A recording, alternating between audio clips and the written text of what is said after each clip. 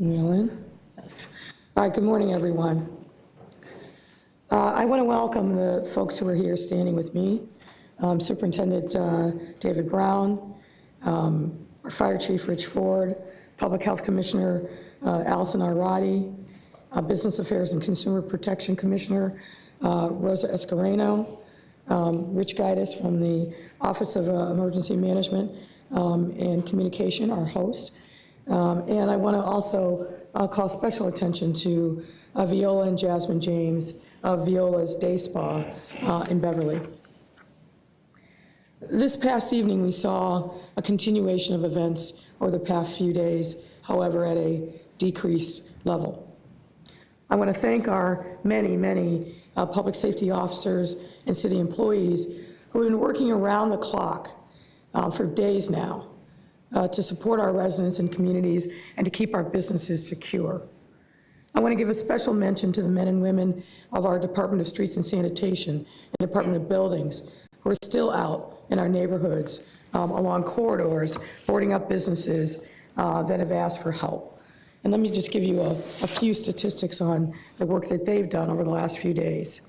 They have secured over 175 buildings, commercial corridors, North Avenue on the west side, Madison and Pulaski, commercial corridor, 95th Street, Stony Island, 47th Street, 59th and Wentworth, Ashland, Cottage Grove corridor, 87th Street, and 83rd and Kedzie, and this list will only grow longer.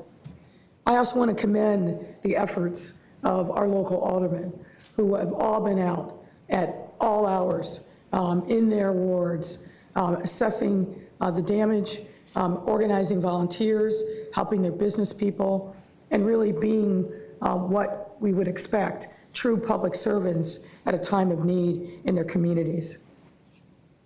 I do want to also provide an update on our move out of shelter in place and going into phase 3 in our city's reopening. But let me say a few words first about what my personal observations have been over these last few days. Yesterday, I visited a number of neighborhoods throughout our south and west sides that have been impacted by the damage over these last few days. And just as you heard, you're seeing all this loss around you. These are businesses that have been gearing up to open tomorrow, but we're instead cleaning up debris, sweeping broken glass, and trying to tally the inventory that had been stolen from them. And also, of course, contacting insurance companies. It was hard to see, hard to take in, painful, because the expressions of frustration and anger and hurt at life's work and savings disappearing in such a callous manner was hard for many of these folks to take in. A lot of tears were shed. One business owner did burst into tears saying how much her business means to her. And I had to tell her, because I think we both wanted to embrace, but we just touched each other's arms and tried to be there as a support for her in this incredibly painful moment. She just broke down looking at the devastation that had happened in her business. But as hard as all of that was, and it was, I also saw people in communities who care deeply about each other and everyone in their neighborhoods. I was down on the far south side at a strip mall where there was a Jewel, and Alderman Mitchell had done an all call to people in his community. They had been out there to ward off the looters and were successful in some ways, but not successful in others. But they were there yesterday and had been there from the early morning to help the workers in that Jewel clean up, board up, and start to restock the shelves so that they could be open and available for people in that neighborhood. And I saw scenes like that with people in communities stepping up and reclaiming the territory, reclaiming the geography in their neighborhoods. And as hard as everything I saw was, When you see moments like that, and that was repeated all over the city, that gives you hope. Block by block, what I saw was, even amidst the damage, was a sense of pride in work, in communities, in families, of people who know their neighbors and know how to take care of them. And what I saw yesterday was also the power in the bond that truly, what it means, exemplifies what it means to be a neighbor, particularly in this time of need. That was a humbling experience to bear witness to the resolve and the simple notion shown in these incredibly compassionate gestures that I saw all over the city.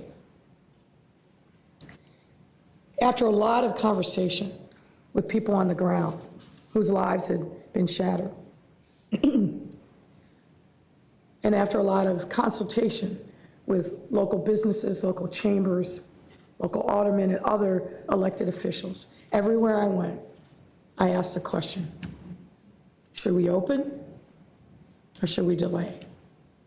And to universal acclaim, emphatically, what I heard from people is, Mayor, we have to step forward. We have to open. Even those businesses that may not be able to open tomorrow, those owners told me, Mayor, we've been preparing, our workers are ready, we need to see our customers, they need to see us being resilient and recovering, even in the face of all the losses over 10 weeks, and particularly the devastating losses over these last couple of days. So I want to tell the city now, after a lot of consultation, and yes, a lot of prayer, we will reopen tomorrow and take this important next step as planned. That means numerous businesses and public spaces will be reopening to the public with limited capacity. These include personal services and retail stores, as well as. In light of the events over the past few days, we'll continue the work that we've been doing directly with local chambers of commerce and business service organizations to assist and secure the reopening process, particularly for impacted businesses. These efforts include increased and continued support for our neighborhood business development centers, because they can provide the technical assistance to help people get through this difficult time, as well as partnering with these groups to provide volunteers, insurance information, and financial relief options. We'll also help our small businesses connect with our PPE, the personal protective equipment marketplace that we set up way before the events of the last few days. We want to make sure that those businesses are able to take advantage of this resource in partnership with our local startup, Reaply.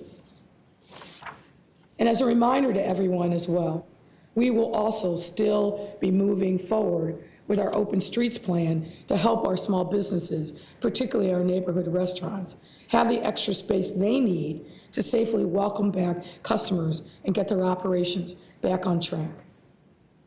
And I want to remind businesses seeking information to visit our city's reopening website, chicago.gov/reopening. There's a wealth of information and guidelines that you can use to help you navigate this difficult time. These guidelines are across industries. And for those of you who are explicitly represented, we have added a new feature to find guidelines that apply to you. 311 is also standing ready to answer your questions and direct you to the department that can help. We've also been working closely with local chambers to get them up to speed on every aspect of this transition and taking their feedback on what their members need. So they are a resource as well, particularly in communities hardest hit by the events of the last few days. And as part of this effort, we created a direct line of communication between city officials and neighborhood chambers. And I've got to credit Commissioner Escareno for your hard, important work and the conversations that you've been continuously having with businesses and local chambers to help them know that we are here, we stand at the ready to help them. Businesses should not hesitate to call 311 or contact their local chamber with requests for support, whether it's board up, whether it's cleanup, or anything else that you need. We stand at the ready, and you don't have to wait. Reach out. I want every business in Chicago to hear me. And when I say that we are 110% dedicated to you successfully reopening safely and securely and getting back up on your feet. We want economic activity to resume peacefully and safely in every single neighborhood, especially those hurting the most. I heard that over and over again in neighborhoods that have been hard hit for years, that they need a lifeline and they need it now. And we need to be there for them. I want to encourage our customers to shop locally, to support those local businesses. That's going to be critically important for them to be able to survive. We want economic activity to resume peacefully in every neighborhood. And we're doing everything we can to make sure that that happens, but doing it, again, safely and securely. As we move forward, we will continue recovery efforts for the businesses that were looted. This will include continued police presence at grocery stores, pharmacies that are vital to their local communities to allow them to restock and rebuild. And we are working diligently with CVS and Walgreens. We have told them, even in this difficult time, when your stores have been hit, we need you in our communities to be there. And we are excited about the efforts of Senator Duckworth to push both of these businesses to provide alternatives to customers who need those vital medicines, who need diapers and formula, so that we can provide alternatives while these stores are on the mend and recovering. And we'll be announcing more on that soon. We'll also be directly engaging with insurers to push claims to be paid now. No red tape, no bureaucracy. Get your agents out in these neighborhoods and start cutting checks. These businesses desperately need the monies to which they are entitled. And we are also in the process of developing a relief fund to supplement and support our small businesses from city and private philanthropy resources. And we'll be announcing the specifics around that fund as soon as we can. As we proceed to phase 3 tomorrow, I want to level set with everyone about the caution with which we must proceed. And there is a reason why we've called this phase, even before the events of the last few days, cautiously reopening, and why we branded this next phase as Be Safe Chicago. As you will hear from Dr. Arwady, the threat from COVID-19 is very much still with us. And we must maintain all of the public health guidance that got us to this point. And I know we've seen a lot of people gathering in the streets all around the city, some in peaceful protests, others in other forms. But whether you were out there for legitimate and righteous reason or for some other, you have put yourself at risk. That risk is real, it is present, and it will be with us for the foreseeable future. And you need to take the precautions, not only just to protect yourself, but for others in your network, in your home that you care about. Because now you are at heightened risk of COVID-19 infection. Social distancing and hand washing, staying home if you had COVID-19 symptoms or exposure, and wearing a face mask in public is critically important. With our move to phase 3, and our public health team are fully aware of the risk of an uptick and a surge in cases. We have to be cautious. We have to be careful, and that means you have to be cautious and careful. Let me also say this. I know that there's a lot of trauma in our city. It existed before any of the events of the last 10 weeks. It's been heightened with COVID-19 and even more so with what we've seen in the devastation of neighborhoods. That trauma is real. It is present. And I want to make sure that people are taking advantage of the resources for free that exist all over the city. I also want to speak to our young people and tell them that we hear you and we see you. And I know that you are concerned and hurt and angry and traumatized as well. But what I would ask of you in particular, because sometimes we adults lose our heads. Sometimes we say things that we should not.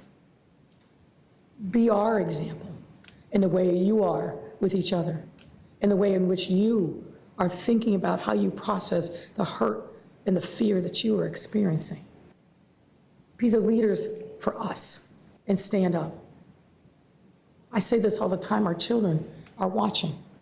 I hope that they are seeing us stand up and stand tall in this moment, because we need to be there for them even more now. We will not let you down. We will be here for you and we will support you, even in this difficult and scary time. And I want to say to our city, the expressions of goodwill that you all have been engaged in every neighborhood, even in this time of your deepest fears, hang on to that feeling, because that's what will propel us forward. That's what will get us through this difficult time. We will be able to heal and recover from this trauma as we have throughout our history. It may not seem like morning is coming through this dark haze, but it is. And those glimmers of lights that we know exist everywhere in our city, in every neighborhood, in every race, color, and creed. Please hang on to those moments. They are precious. They are needed now more than ever. Support each other. Check on your neighbors. Make sure your family is safe. Be kind to each other. We need that now more than ever. And now I'll welcome Superintendent Brown. Thank you, Mayor Lightfoot. Let me start by some observations while I was out in the field yesterday, observing some peaceful protests and also observing some looting and rock throwing at our officers who were protecting a retail area on the south side. So on the south side, there was a retail store that was looted several times, and looters had come back for another round of looting, and our officers were there. Commander was in charge, protecting that business. Rocks were being thrown at our officers. They were being pelted. They stood there in line with their composure and professionalism. And then they started receiving insults, name-calling toward our officers in their face, shouting, screaming. One of the protesters that were insulting our officers then recognized me and started insulting me, began calling me Superintendent Brown, you're an Oreo, which is a very insulting term to a black person in this country. Kept saying it. Superintendent Brown, you're an Oreo, you're an Oreo, you're an Oreo.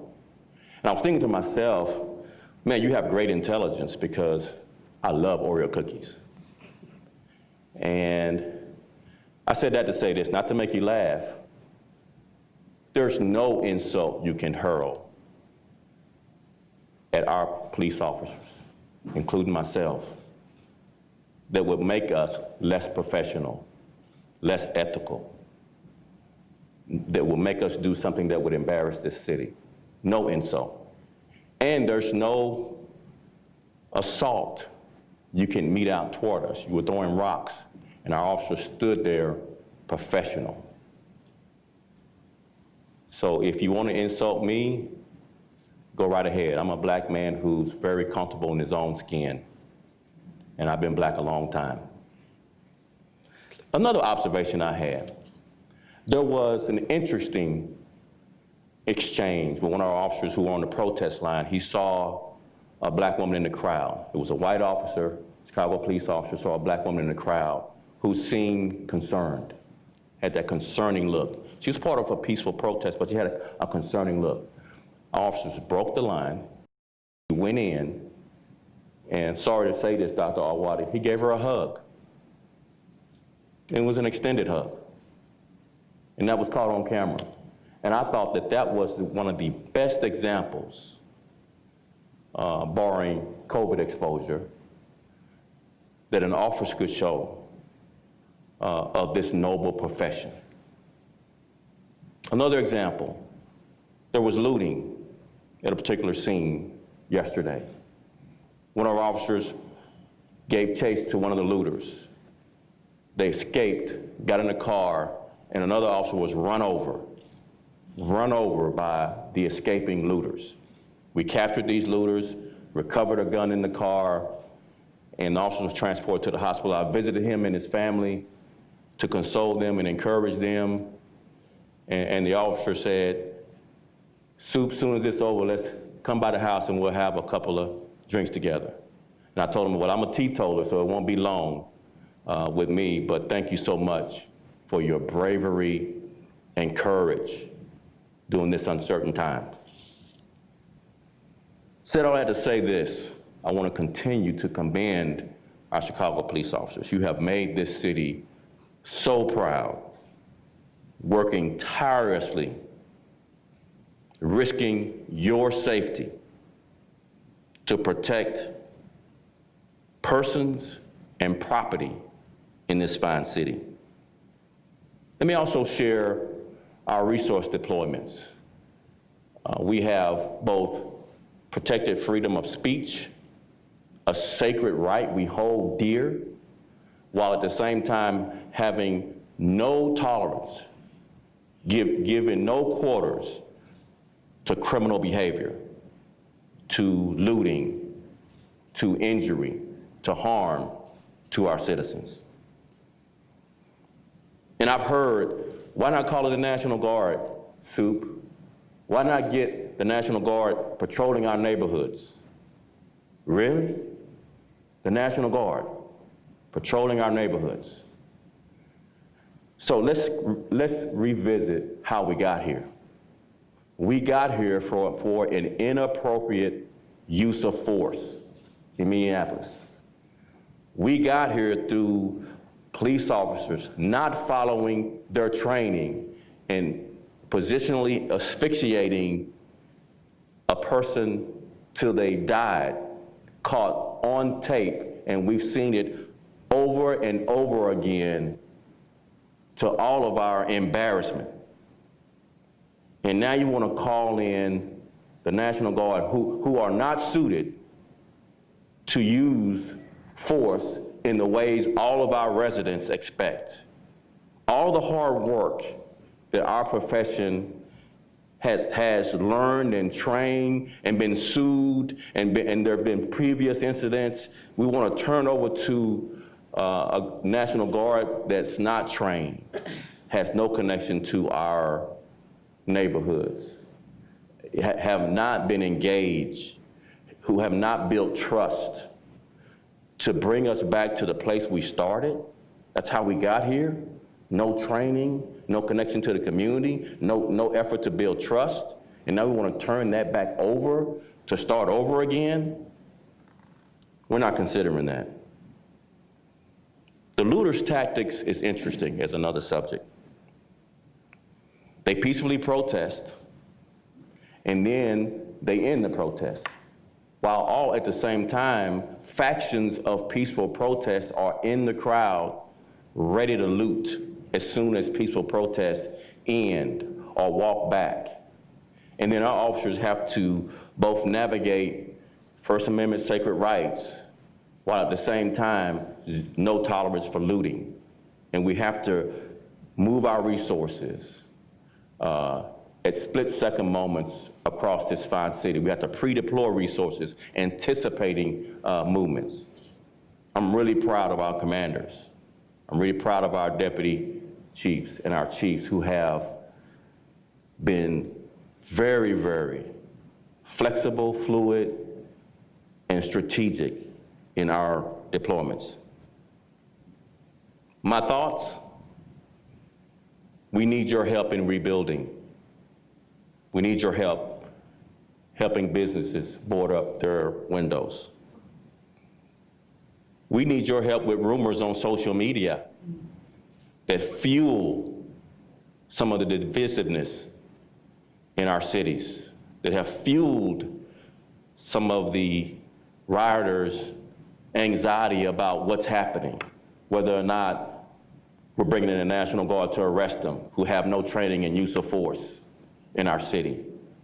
This is fueling more and more anxiety, more and more anger. We need your help. I know this is a big ask, but the best thing you can help us with, stay off social media. Don't buy into the rumors. Help us deal in reality, in facts, as it relates to what's happening on the ground. Here's the last takeaway I'll give. You know, I was in the South Side, headed back across town to the EOC to get an update, and I saw a black business owner with a sign that just said, "I love you," with a heart. And he was blaring some music I could barely make out, but it reminded me of 1970s R&B, so I had to pull over. So I told my team to pull over, let me get out and interact with this business owner. We got a chance to speak briefly. He was playing Marvin Gaye, "What's Going On."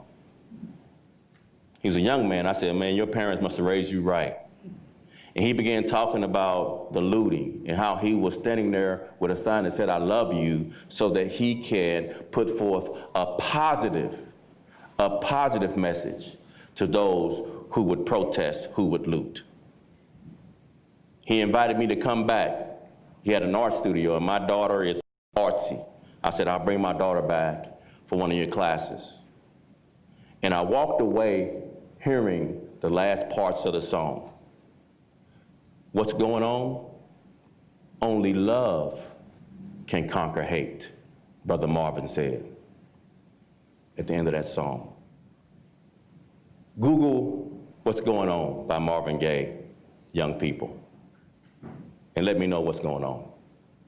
Next, I'll turn it over to Fire Chief Richard Ford.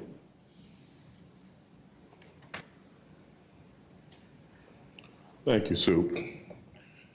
Since the beginning of this event, we have gone from 86 structure fires, including the 3,000 medical events that were taking place. Fire department handled them. Up until last night, we had 53 structure fires, in addition to the 2,300 other events that we handled for the city of Chicago. Working with our brothers and sisters in fellow divisions, we're keeping a good handle on this, and we're working it to make it the best for you.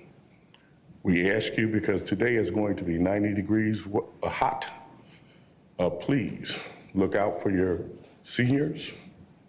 Please do not open up the fire hydrants, as pressure will be needed to handle any other emergencies. I couldn't be prouder of the men and women, fire and EMS, as they stepped up and done what is needed in order to maintain safety for you in the city of Chicago. Remember always, the fire department will be there when we need you. And I'll turn this over to Rich Gaddis. Thank you, Commissioner. Mayor. Morning. I'm Rich Gaddis, Executive Director of the Chicago Office of Emergency Management and Communications. With today's expected forecast of warm weather, the City of Chicago is advising residents that cooling centers and cooling buses will be made available across the city. Cooling centers will be open at the King Center, located at 4314 South Cottage Grove, and the Garfield Center, located at 10 South Kedzie. Centers are open from noon to 8:30. Additionally, cooling buses will be set up outside of all police district locations. OEMC, as always, will monitor conditions and resources around the city. We urge residents to be cognizant of the weather conditions or emergency situations and heed messages from officials. To receive emergency alerts, subscribe to Chicago text or email alert system at www.notifychicago.org. Thank you. Now I'd like to introduce Commissioner, Chicago Department of Health, Dr. Ellison.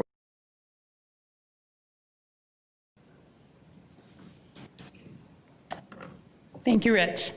So as we're moving into phase 3, I am happy to announce that we have reached all of the public health metrics that allow us to make that step forward. New cases continue, but they are on the decline, and that has been a steady decline. That said, we are still adding hundreds of COVID cases every day, and we will pass 50,000 COVID cases just in the city of Chicago in the next couple of weeks. Hospitalizations are similarly on the decline. We're seeing fewer new people being admitted to the hospital with COVID. But right now, there are 1,100 plus people in Chicago hospitals with severe impact of COVID. Deaths are on the decline, but we've already had more than 2,100 Chicago residents die, and unfortunately, that will continue to climb.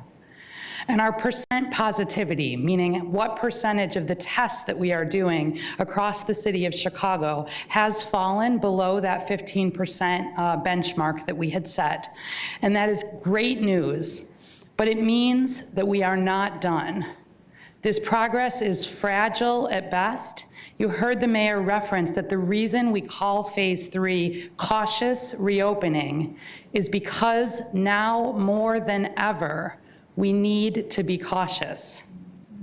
In a city that still has a lot of COVID-19, our risk is simply higher than it is in other cities, other parts of the state, other parts of the country. And the chance that a gathering will have someone in it who has COVID-19 but doesn't even know it, because of course, one of the most insidious things about this virus is it has the potential to spread even among people who do not have symptoms. That risk is present and it is higher. And so again, if people have been in gatherings for any reason, protest-related or not, prior to the lifting of the stay-at-home order in Chicago, which will be coming tomorrow, you are at increased risk for spreading COVID. And again, we encourage and ask people as much as possible to keep that 14-day self-quarantine. At a minimum, we need you to limit close contact with our most vulnerable Chicagoans. And who is that?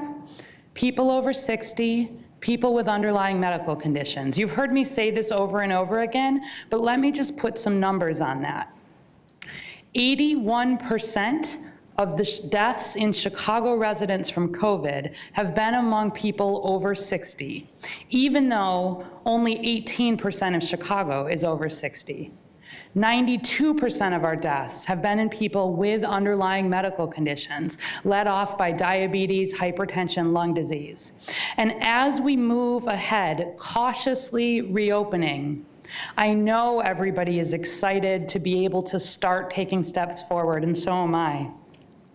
But our success at the end of the day does not come down to how much testing we get or how much response capacity we build or how good our next set of metrics will be, although I promise we will continue to grow in those ways and make sure that the ways in which we reopen, the ways in which our businesses and our other industries reopen are as safe as they can be.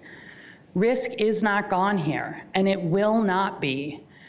And the biggest predictor of how well we do in stage 3 does not have to do with the exact timing of reopening or the exact percentages that we set or the barriers that we put in place. It comes down to the individual decisions that you make every day. And we need you, please, not to forget about COVID and to limit the opportunities that it has to spread. Continue to check on our most vulnerable residents. Today, it's going to be hot, as you heard. That's an extra reason to do so. I do want to let people know, because I think there's sometimes some confusion about this, that it is absolutely safe for you to have your windows open related to COVID. We want breezes coming through there. The risk is when you are within 6 feet of a living, breathing person, especially for more than 10 minutes, especially without a cloth face covering. So please don't feel like you need to have your apartment shut in from COVID. And if you really are, getting significantly hot, I want you to be taking advantage of the cooling opportunities that the city is making available. As we move forward, please Keep doing what has worked so well so far here in Chicago. Keep staying home if you're even a little bit sick or you've been potentially exposed to someone with COVID. Keep that 6-foot distance. It's the most important part of any of it. Keep wearing the cloth face coverings, keep doing the hand hygiene, and keep thinking about yourself, but also others. Because when you do those actions, you are actually making a difference for all of Chicago. I dearly hope that as we move into the next phase and we start following a new set of metrics, I'll be able to continue reporting on the progress that we've made. Thank you for getting us this far, and please keep doing the right thing so that as we rebuild the city and as we really move past what's been an unbelievably difficult period, we can keep sharing good news as we get on the other side of COVID-19. And with that, I'll ask Rosa Escareno, the Commissioner from Business Affairs and Consumer Protection, to come up. Thank you, Dr. Arwady. Good morning. My name is Rosa Escareno. I'm the Commissioner for the Department of Business Affairs and Consumer Protection. I come before you again today with a heavy heart, but also very full of optimism. Yesterday, as I visited the neighborhoods and working with the Chambers of Commerce throughout every community, it reminded me again of what Chicago is truly all about. It's about neighborhoods. It's about neighborhoods, businesses, and residents coming together to make their communities great. And so I spent the day, majority part of my day, in the Chatham area, up and down 75th Street, along Cottage Grove, as well as along 79th Street. And what I saw, as the mayor so eloquently stated, was this extreme passion for coming together as a community and supporting each other to bring businesses back. People know that this devastation is it's not just about the crisis at hand right now, but it's about the prolonged closure of businesses and the desire to come back to some form of normality so that people can get back to work and so that people can now continue to be in their corridors. And to Dr. Allison Arwady's message, we encourage you to continue to practice safety. Businesses are ready to rebuild immediately, and the mayor asked the question over and over again, and it was a resounding yes. Allow us to open, and then let us make the determination if we feel that we should keep our doors closed a little bit longer based on what's happening. But everybody said, allow us to reopen, allow us to be positive about that step forward, taking that step forward. And actually, it's a resiliency not just for that commercial corridor, but the neighbors that depend on those corridors. And so with that devastation comes some other concerns, and the mayor actually talked about them. There's many areas of our city that are depleted of products and services, but even despite that, the entire business community is coming together. And I want to just send a shout out to my entire team, but specifically Kenia Merritt. She's our Chief Small Business Officer, who has been working very closely with our chambers. And the chambers and the businesses actually in the midst of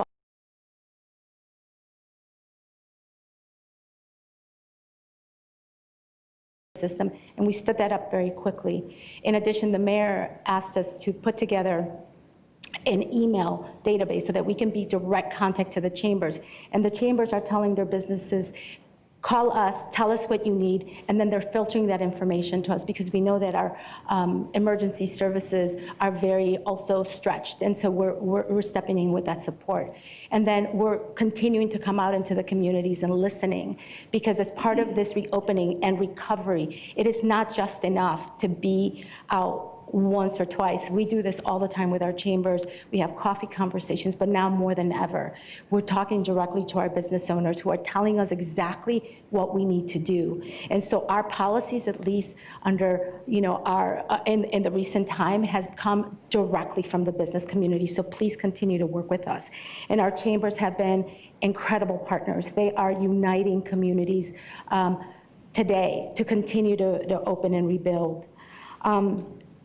So again, I think that as we continue to work together through this crisis. It is important to take the precautions, and not just the COVID precautions and being social distancing, but also to know work with your neighbors, and to know that if you feel, and we heard it from some, but the majority said we want to open, but some said I'm still a little concerned about the activity, then that's a personal business decision, and we support that as well. But I think starting progress is the way to move forward. Our city is resilient, and businesses are ready to start, and they're ready to open. They're ready to take that step forward. So make no mistake that this 1-2 punch for businesses hasn't been difficult, but we are here to support you. We are continuing to hold webinars every single day. We know there's a lot of information about the reopening. We actually have thousands of people that have joined our webinars to ensure that this reopening and all the guidelines. If you are confused, go to our website, chicago.gov/reopen. And so we have a lot of resources for you there. We will continue to rebuild. We are going to recover, and we are going to continue to employ our workers in the business communities in every neighborhood. And today I want to actually introduce really vibrant, resilient business owners that are joining us today. And we were talking earlier about reopening and some of the concerns. And this business is going to tell you, and I'm actually going to put her on the spot. She's got an initiative that she initiated on her own called the ABCDs of reopening, and I want her to tell you about it, because it is her own initiative to go above and beyond the steps that are being provided by us to make sure that her customers are safe, that her employees are safe.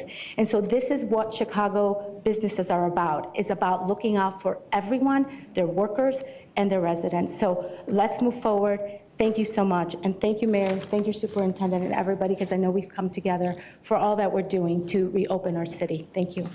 Oh, I'm sorry, and let me introduce Viola and Jasmine James, mother and daughters of Viola's Day Spa Wellness Center. So Jasmine's gonna come up. Thank you.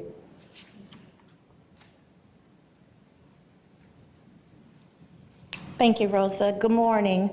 My name is Jasmine James. I'm the co-owner of Viola's Day Spa and Wellness Center, along with my mother, Viola James, on the south side of Chicago. We are a small business, one location, so very small business. We've been servicing the community on the south side and the Chicagoland area for over 25 years. And what we're doing is we're looking forward to servicing the community again. As a small business, it can be devastating to be closed for 10 weeks, let alone 1 week, 1 day. So we are ecstatic about reopening. Just with the support, overwhelming support from the mayor's office and the Department of Business Affairs with the information on how to go about that safely is what prompted us to incorporate our own ABCDs of reopening Viola's Day Spa. A being appointment only, B, body temperature checks once entering the building. C, only receiving services where your mouth and your nose are covered. Those are the services that we will be providing. And D, disinfecting your hands upon arrival and leaving, dismissal. So I just want to say, especially those that are in the personal service industries, these are the things you have to have in mind with keeping your clients safe, keeping your employees safe. And I truly believe in the city of Chicago. I was born and raised here. I truly believe Chicago will recover, Chicago will rebuild, and Chicago will reopen. Thank you so much.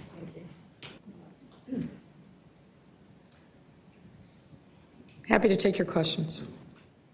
Mayor, thank you. There's several questions about reopening, but can we start also with the National Guard? Sure.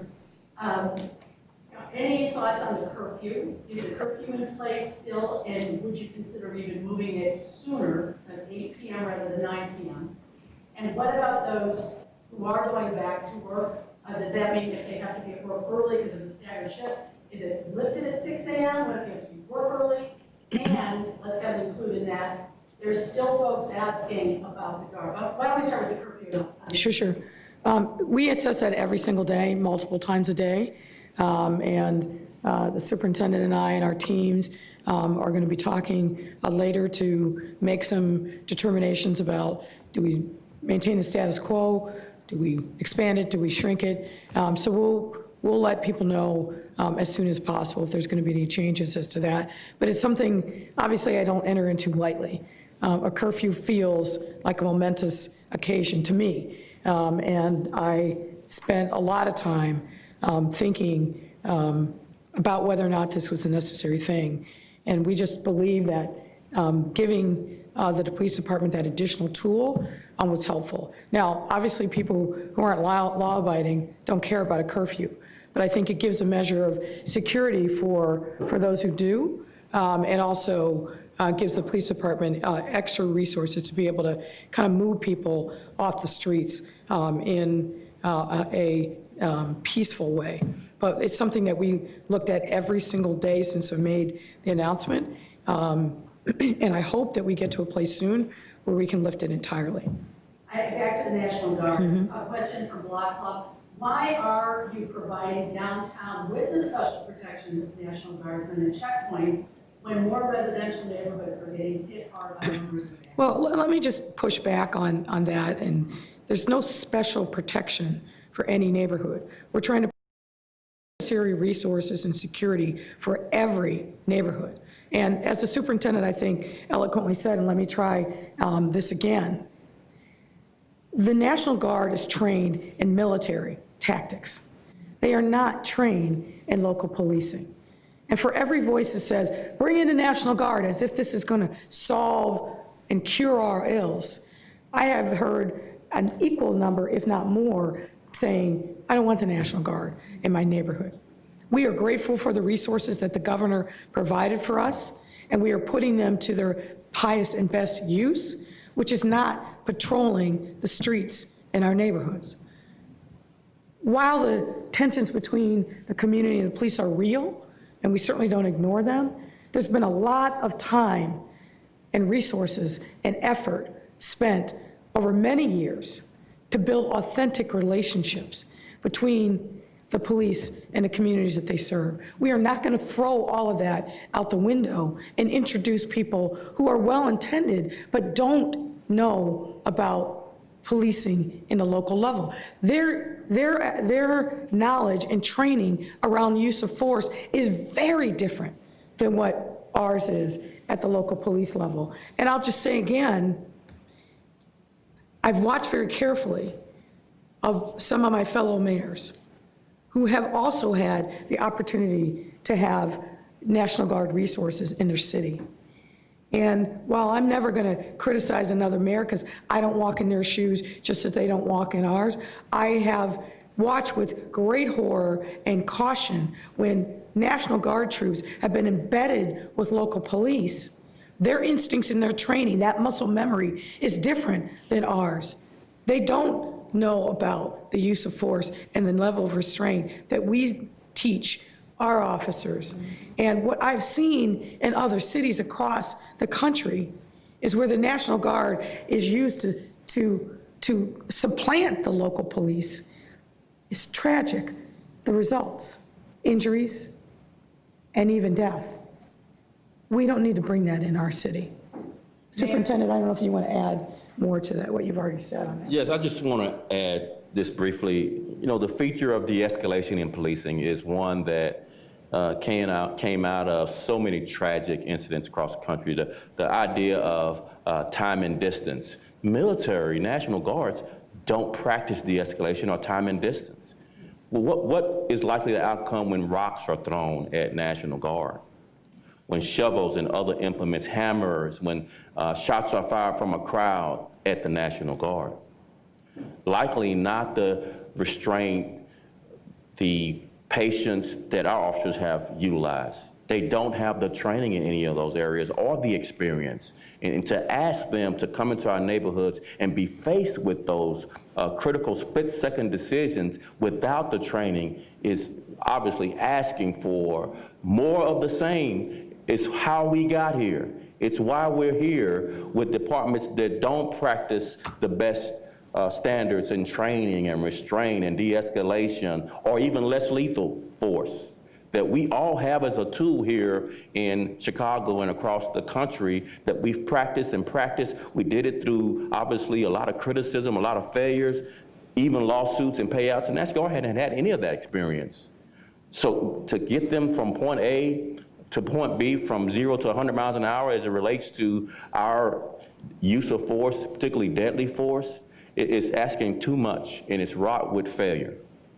Was there a directive, Superintendent, not to use tear gas to disperse any of the looters on Sunday and Saturday evening? Is it better to protect looters from discomfort or the businesses from damaged property and lost merchandise? That's from Craig Wall from ABC7.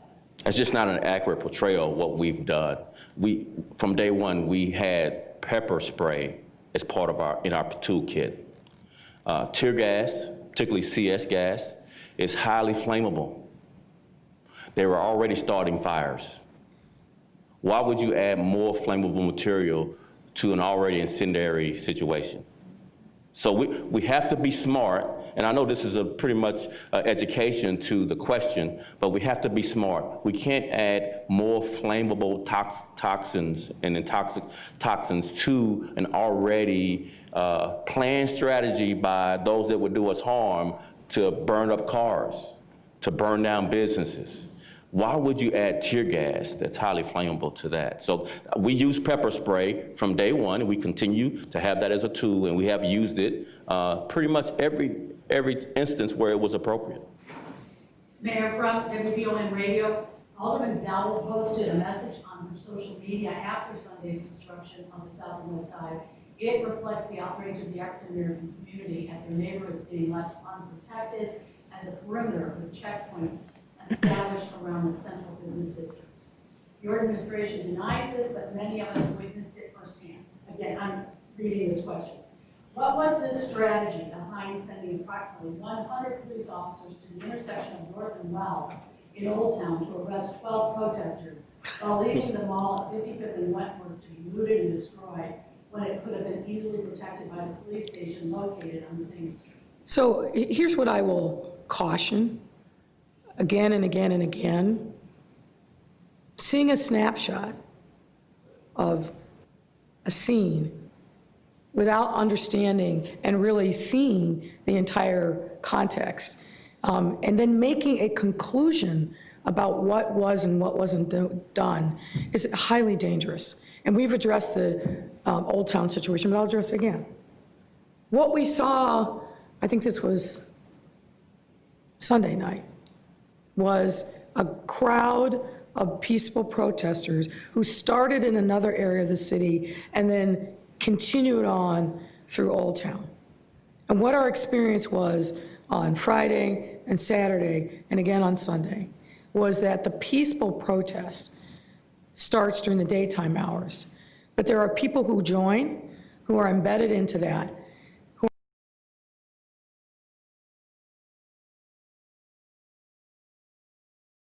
to seemingly peaceful protests. So what we started to see as that crowd gathered, as it was marching, and then it ended in Old Town, was a concern about those very elements. And I'll let the superintendent get in specifically. So the snapshot that was broadcast was the very end of a circumstance where absolutely we brought appropriate number of police officers to make sure that the concerns and the element that was in that crowd were not going to get out of control. And I've said this several times, and again, I don't want to play police superintendent here. But given the level of provocation that some of the people in this city, who some are here, some who came in from outside, to try to provoke our police officers into a confrontation. We're not sending 5 officers into a crowd of 50 or 100 people. That is a recipe for disaster.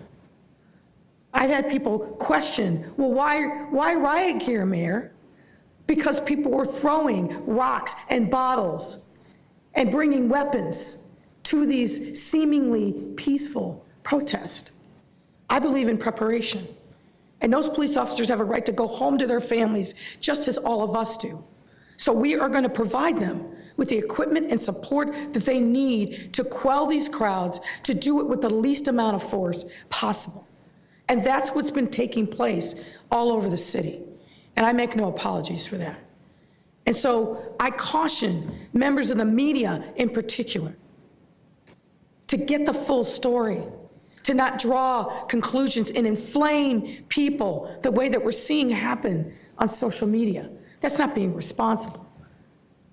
And ask the right and hard questions, to be sure, but ask for the context before you make a conclusion and then broadcast it and use your platform to inflame people in ways that doesn't tell the whole story. That was a long hours, peaceful protest that was starting to turn in a different direction. And just like people in Inglewood and people in Austin want peace in their neighborhoods, so do people in Old Town and Uptown and Rogers Park. Everywhere, people want to feel safe. They want the reality of safety. And that is what we have been endeavoring to do for hours on end, 24 hours for the last several days. And I'll echo what the superintendent said. Given what our police officers and our fire and EMS folks have faced, our city workers who are going out to try to help residents in need and being pummeled and verbally abused, our people have shown incredible restraint because they know that what they're doing is in service of the people who are the majority, the overwhelming majority, who are good people, who love their city, love their neighborhood. Mayor Bill Cameron wants to know, what would you do if President Trump tried to deploy the military on Chicago streets? That's not going to happen. I will see him in court. It's not going to happen, not in my city. And I'm not confident that the president has the power to do that, but we have our lawyers hard at work. And if he tries to do that and usurp the power of our governor and myself as the mayor, we will see him in court. So you're preparing just in case that does happen, it sounds like? In the event that he actually, now keep in mind, this is a man who likes to bluster. Even before I was mayor, this man indicated he was going to send in the feds, whatever that means. So let's not overreact, but we'll be prepared. And if he does something that foolish, we're not having military roam our streets for the reasons that the superintendent just said. They're not trained in de-escalation. They haven't built trust and authentic relationships with people in our community, and we are not going to give over our city to the military so the president can play to his reelection. That's not going to happen, period. Mike Flannery is asking, with hundreds of retail outlets destroyed, how do people, especially those with limited mobility, obtain food, medicine, and other vital supplies? So I have a lot of priorities, but top among them are groceries, pharmacies, and making sure that we can get those resources into our neighborhoods that were hard-pressed before. As you know, unfortunately, we have way too many food deserts across the city. So I have my team working in a coordinated fashion to make sure that we can fill those needs. As I mentioned in my remarks, I have to commend Senator Duckworth, who's really been on the case with Walgreens and CVS, and we believe that we're going to be able to provide some mobile alternatives. We are, again, working with our food pantries and restaurants to get up and running so we can feed people.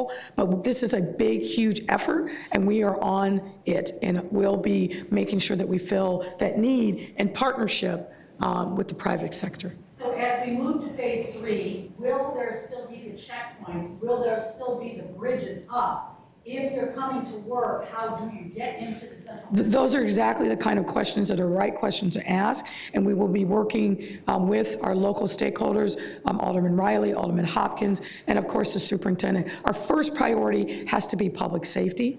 First priority has to be public safety, but we are looking at ways in which we can make adjustments so we can open up safely but securely. Can you tell us if the bridges are coming down? I can't tell you that right now because we haven't made that determination yet. We're hearing from couple of aldermen who are asking, if the National Guard is good for downtown, you're still coming back to that question, I know it's dominating. I think we've answered that. But you're saying no to the neighborhoods, absolutely not. Correct. Phase 3, how do you feel, how will people feel safe to come downtown for dinner tomorrow night? Well, I think that's why we've got to make sure that we have high visibility, not just downtown, okay? We announced last week 6 pilot areas for restaurants to be able to dine al fresco, including Little Village, including Hyde Park, 53rd Street, which obviously was hard hit. All of our restaurant corridors have been hard hit, but we can only do that in cooperation with them, the local chambers, the Illinois Restaurant Association, to make sure that we've got security plans in place so people will know and feel comfortable coming out. Paris Schutz from WTTW wants to know, there were reports last night in Pilsen that there were gunshots were going off all night as Latin Kings were guarding the neighborhood. Could you react to that? Well, I don't know about Latin Kings guarding the neighborhood. I've heard a lot of reports. I know that I've heard from many of my friends and colleagues that live in Pilsen that there was a lot of gunfire there. Those were pursued aggressively by the police department to make people safe. And let me just say this, what we don't need is gang members thinking that they are now the police and trying to take matters into their own hands. And I've had a lot of conversation with local aldermen about that very issue. You know, these are young men that grew up in the neighborhood. They are known. And what we don't need is for them to be out, and I heard from one alderman, with a bunch of young men sitting and drinking all day and then pulling out their weapons at night. We don't need that. We're not going to tolerate that. The police are the public safety force in our city, not gang members. Last 2 questions, Mary Ann. Thank you. From John Greenfield is asking about the Active Transportation Alliance has launched a petition urging you and the aldermen to restore Chicago Transit and Divvy service.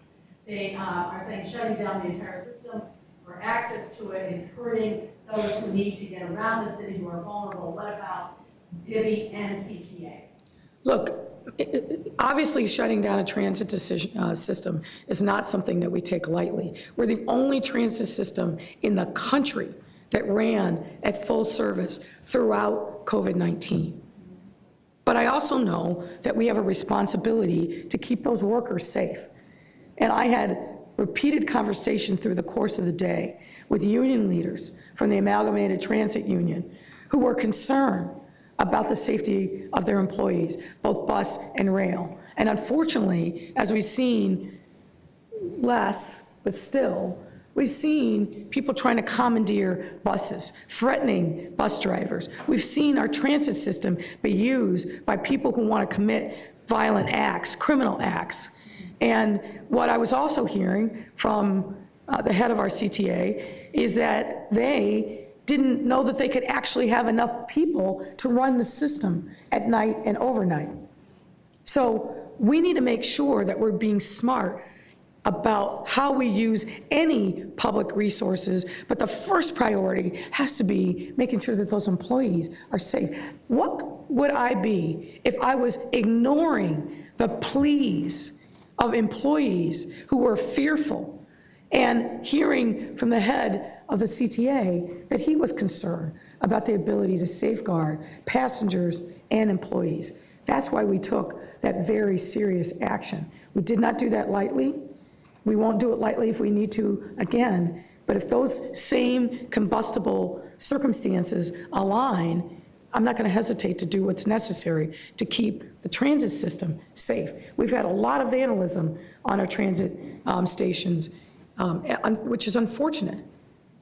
And we know, of course, that people use the transit system. You ask about Divvy. Now, that's a decision that Divvy made itself. But again, unfortunately, we're seeing people who were roaming neighborhoods, looting, fighting, and doing all sorts of criminal activity, riding around on Divvy bikes.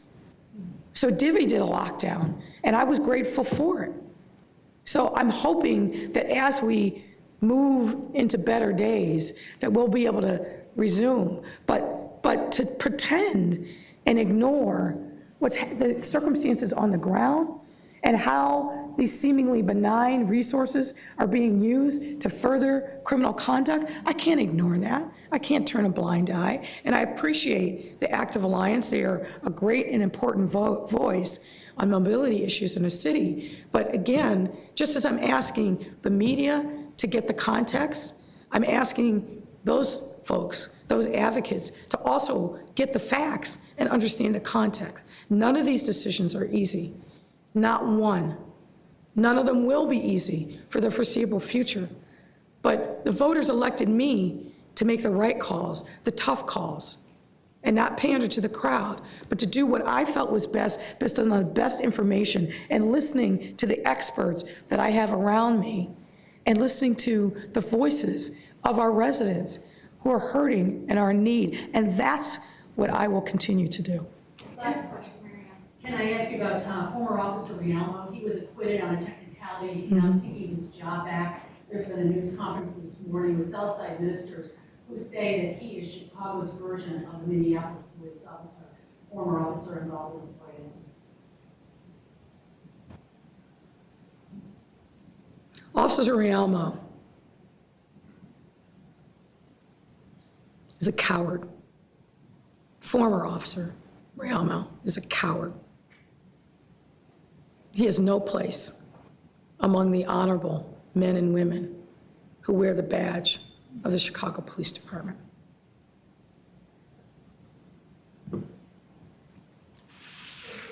Mayor, thank you. Thank you.